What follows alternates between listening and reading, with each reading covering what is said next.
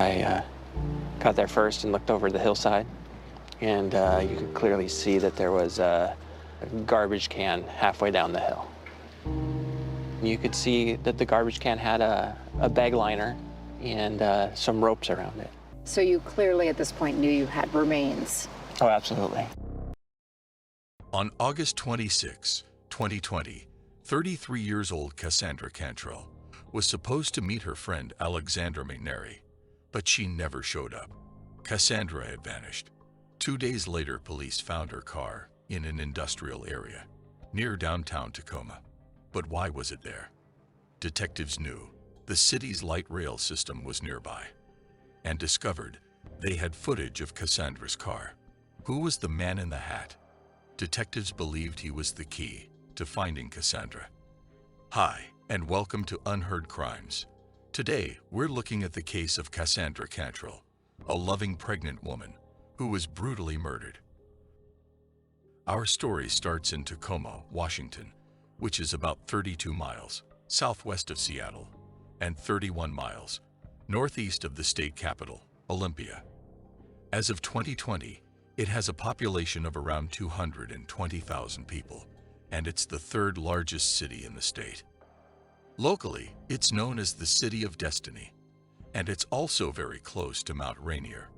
Kassanndra Marie Cantrell was born with her twin brother, Robert, on May 25th of 1987, to Jeff Cantrell and Marie Smith. Her childhood was spent blending reality and dreams, and she liked to go by Casey and was very creative. As a young girl, she loved horror films, scary stories, and things that typically went bump into the night. Her favorite holiday was Halloween. She was considered to be pretty strange and not your typical average person. She didn't care what you thought of her. She didn't care if you liked her. She didn't care if she was too loud or too in your face. She just was. Casey really liked Gothic tales and vintage styles, and this followed her as she grew up to be an adult. She was very book smart, and she loved reading, and she always found an adventure waiting for her. On July 16th of 2020, Casey would go to a doctor's appointment for a checkup, and it was there that she found out she was pregnant. Even though this was completely random and not planned, she was still very excited about it. Casey had plans for the baby, or possibly babies, because they could have been twins, to buy a bunch of Mr. Rogers, Sesame Street, and old Disney stuff, because she wanted the baby to have a sort of gentle, magical life. She already picked out names for whether it would have been a boy or a girl. Casey had a best friend named Alexandra McNary who was planning her baby shower, and instead of pin the tail on the donkey, they were going to play pin the diaper on the baby games. But sadly, Casey's baby shower would never take place. On August 25th, the day before she was supposed to go to her first ultrasound, she disappeared. She was last seen leaving her home at 8:35 in the morning in Parkland. I remember I was late by about 15 minutes. I texted her, "Hey, where are you? Hey, I'm sorry I'm late." I got no response. On a neighbor's Ring video. This made Casey's family and friends very worried.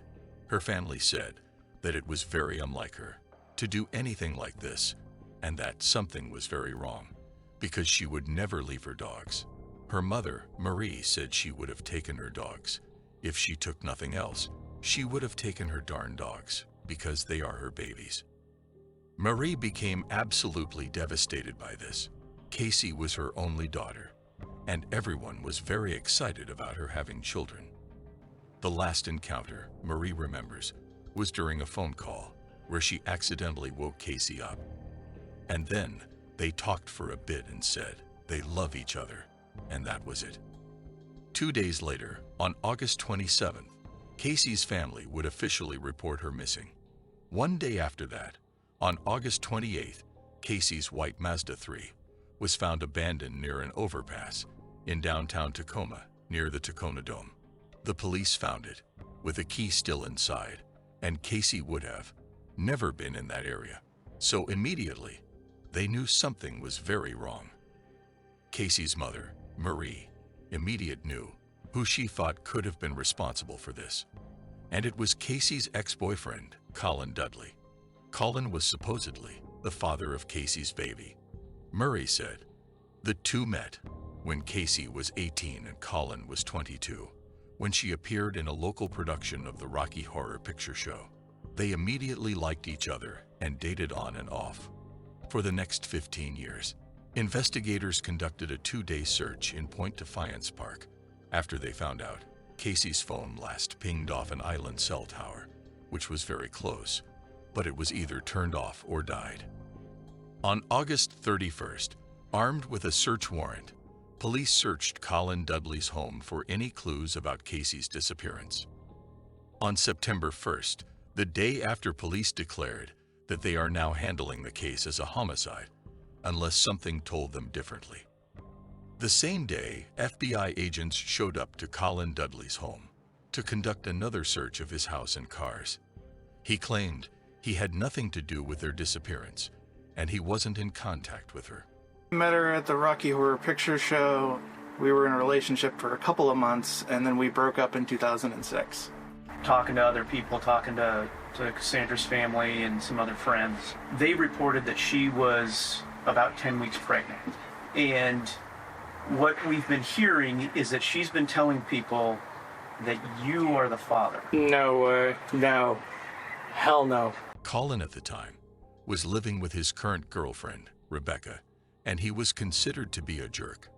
Mary Casey's mother had said that Casey had ended things with Colin for a while, but during the pandemic they reconnected. Casey said she was seeing her ex every now and then because she was kind of lonely in quarantine, but she was keeping him hidden. Colin had made some alarming comments, like if a girl ever told him that he got her pregnant, he'd steal the baby and raise it to hate women. When Casey found out she was pregnant, she told her best friend, Alexander McNary, that Colin was the father, and she was very nervous to tell him. Casey knew Colin didn't want any children, and he also had an anger problem. Casey ended up telling Colin anyway, and she told him that he didn't have to be involved, but she thought that he at least has the right to know. She also told him that he could give up parental rights, and she wouldn't ask him for child support. 2 weeks after this, Casey disappeared. When Casey's car was found abandoned, police had asked local businesses to see their surveillance videos to try and figure out what happened. Investigators saw a man walking from Casey's car to a nearby parking garage, and from there, he climbed into a truck and drove away.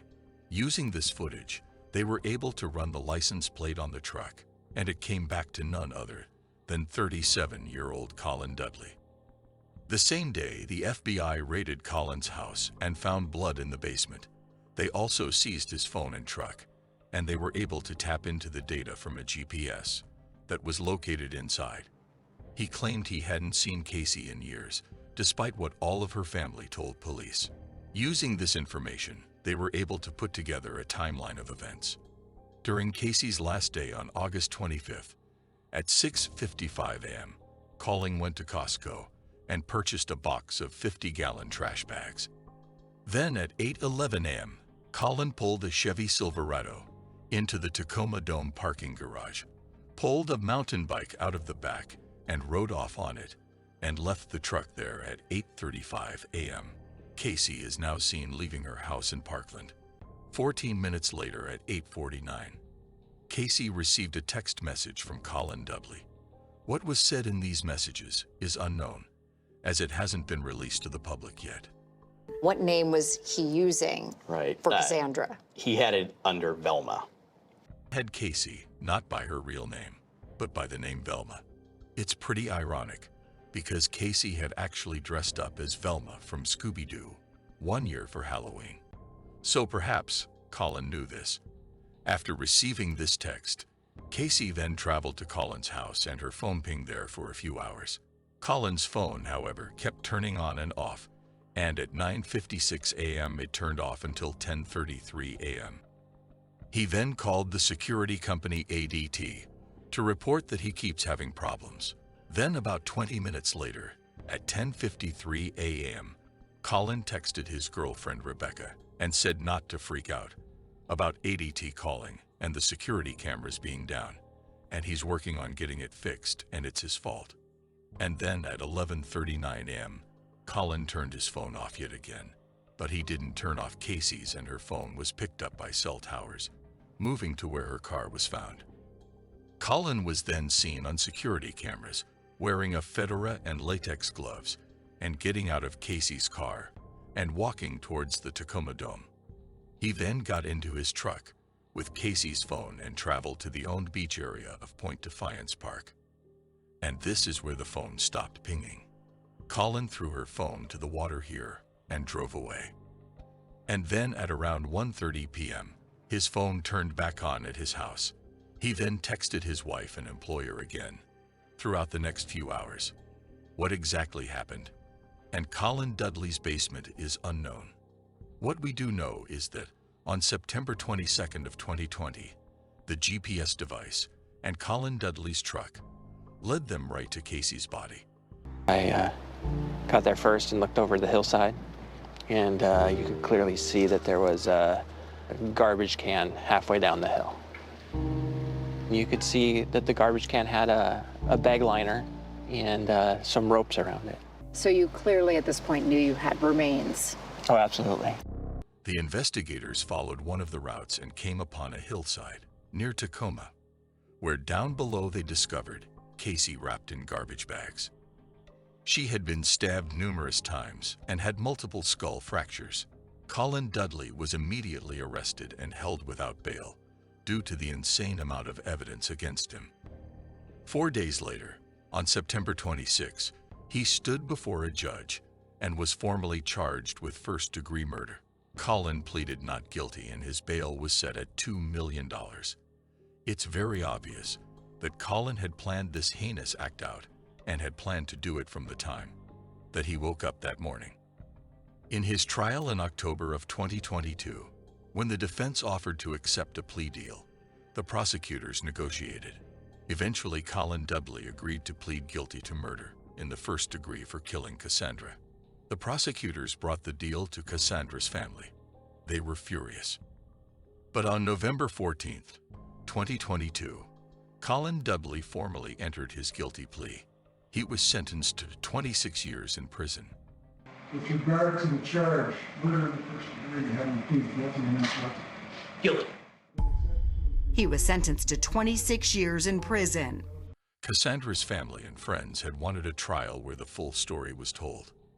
They're also upset that someone guilty of murdering a pregnant woman would only get 26 years in prison. Colin Dudley likely will get out, and with good behavior, he could be free again as early as 2044. Kassandra's family wants to make sure that no one else suffers the way they say they have. They would like a law in Washington state that if someone is guilty of knowingly killing a pregnant woman, they would automatically get a life sentence. And while the family wages that fight, Kassandra's twin brother is trying to honor his sister in other ways she would have loved. The store is not far from Kassandra's grave, where he and his mom go to visit her. And I got a big mural of her hanging in the window, and then photos throughout the store of her. It's a living tribute to her. Marie sets her daughter lived life to the fullest, immortalized by that distinctive tattoo she had of her favorite quote. Casey was a sweet girl who did nothing but love everyone around her and spread positivity and joy wherever she went. She got caught up with the wrong guy many years before, and he ended up being the worst thing that ever happened to her. I hope that she's resting peacefully and that justice can be brought to her killer. But anyways, thank you for watching this episode of The Unheard Crimes. If true crime is your thing, then please subscribe and hit the like button, because that's all we do.